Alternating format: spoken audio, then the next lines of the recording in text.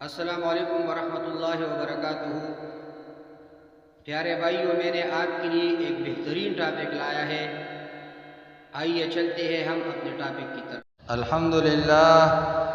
الحمدللہ وکفا وسلام علی عبادہ الذین اصطفى، اما بعد فاعوذ باللہ من الشیطان الرجیم، بسم اللہ الرحمن الرحیم۔ عن ام سلمة رضی اللہ تعالی عنہا قال اذا دخل العشر وعنده أضحية يريد أن يضحي فلا يأخذن شعرا ولا يقلمن ظفرا، أو كما قال على النبي صلى الله عليه وسلم إن الله وملائكته يصلون على النبي يا أيها الذين آمنوا صلوا عليه وسلموا تسليما،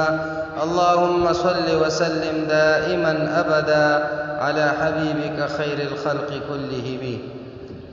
پیارے بھائیو اور بہنوں، السلام علیکم ورحمۃ اللہ وبرکاتہ۔ ہمارے آج کی موضوع ہے قربانی کرنے والوں کے لیے ہدایت۔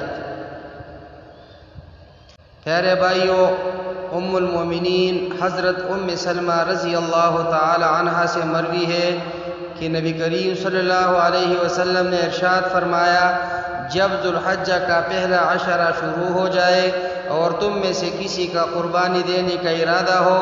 تو وہ بال، ناخن یا کال کا کچھ حصہ نہ کاٹے جب تک قربانی نہ دے دے۔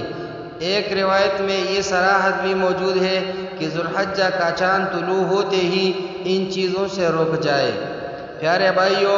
اس حدیث کی روشنی میں فقہائے کرام نے اس عمل کو مستحب قرار دیا ہے کہ جس کا ارادہ قربانی کرنے کا ہے اس کے لیے مستحب ہے کہ ماہ ذو الحجہ کے آغاز سے جب تک قربانی کا جانور ذبح نہ کرے جسم کے کسی عضو سے بال اور ناخن صاف نہ کرے، نیز بلا ضرورت کال وغیرہ بھی نہ کاٹے،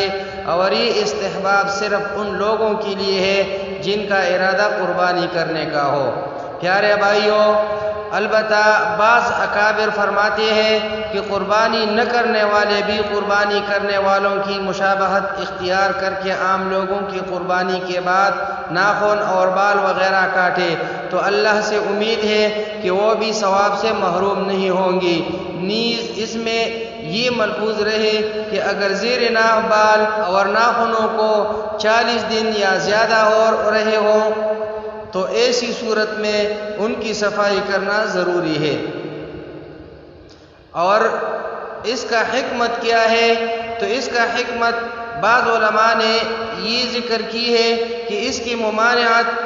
حجاج بیت اللہ سے مشابہت کے لیے ہے کہ ان کے لیے حج کے ایام میں بال اور ناخن وغیرہ کاٹنا منع ہوتا ہے، لہٰذا جو لوگ حج پر نہ جا سکے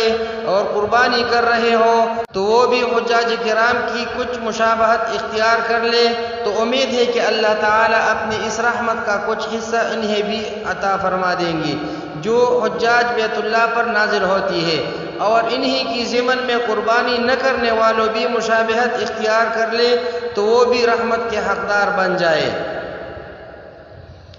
یہ توجیہ ہمارے بعض اکابر علماء سے منقول ہے، خصوصاً جو بیت اللہ اور شعائر حج کا عاشقانہ ذوق رکھتے ہیں، اور یہ توجیہ اپنی جگہ درست بھی ہے، لیکن محققین علماء کرام اور شرائع حدیث نے اس توجیہ پر کلام کیا ہے،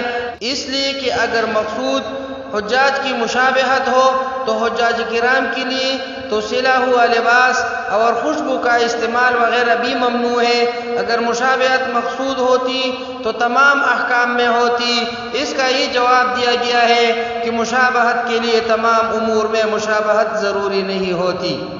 رحمت خداوندی متوجہ کرنے کے لیے ادنی مناسبت بھی کافی ہے۔ اب ترجمہ سنیے۔ حضرت ام سلمہ رضی اللہ تعالی عنہا سے روایت ہے کہ نبی کریم صلی اللہ علیہ وسلم نے فرمایا، جب عشرہ یعنی ذو الحجہ شروع ہو جائے تو جس شخص کے پاس قربانی ہو اور وہ قربانی کرنے کا ارادہ رکھتا ہو وہ اپنے بال اتارے نہ ناخن تراشے۔ اقول قولی ھذا استغفر اللہ لی ولکم ولسائر المسلمین۔